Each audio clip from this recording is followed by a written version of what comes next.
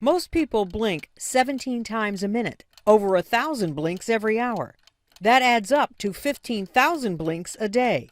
But some people can lose their ability to blink. NK stands for neurotrophic keratopathy or neurotrophic keratitis, and it describes a condition in which the nerves that provide sensation to the surface of the eye, and specifically the cornea, are damaged in some way and not working properly. NK often happens after an infection or trauma to the head or neck. Brain and skull-based tumors are also common causes of NK. Failing to blink can damage the cornea, causing cloudy and blurry vision. Typical treatment includes eye drops and surgery to permanently close a portion of the eye to protect it. All of those are supportive, and none of them really get at the underlying problem, which is the nerve damage itself. Now, a team of surgeons at UNC hospitals are performing corneal neurotization.